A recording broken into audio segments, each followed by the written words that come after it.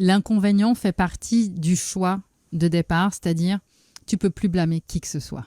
Tu vois, je parle beaucoup de l'énergie de la petite fille et je pense que c'est pour ça que dans le mastermind, on a autant de personnes, voire toutes, qui ne veulent plus le salariat. Alors certaines ont passé le cap, d'autres sont en train de mettre les choses sur pied. Mais pourquoi? Parce qu'en fait, dans notre système, et on le voit à travers l'école, à travers la course au diplôme, le diplôme au départ, je te vois déjà sourire, il est fait pour montrer que tu as une qualification à un patron qui va t'embaucher pour que tu réalises sa vision. Quand tu regardes les plus grandes fortunes mondiales sont en général des personnes qui n'ont pas de diplôme et qui ont disrupté le système parce qu'ils ont créé leur système. Il y a les fondateurs de Google, par exemple, qui ont arrêté l'Uni, ils ont fait leur truc dans leur garage, personne ne croyait en eux, puis voilà. Bon, il y en a plein des comme ça. Pour moi, ça vient vraiment, cet inconvénient d'un choix qui est je veux plus blâmer l'autre de la médiocrité de ma vie. Je me réapproprie ma liberté.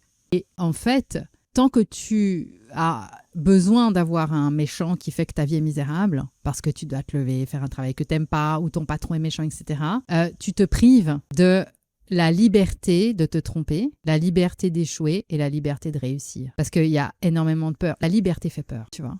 Donc, un inconvénient, évidemment, d'être entrepreneur, c'est que si tu n'es pas libre, si tu n'arrives pas à avoir la vie que tu souhaites, c'est que tu peux t'en prendre qu'à toi. Et ça, c'est un prix qu'il faut payer. Hein.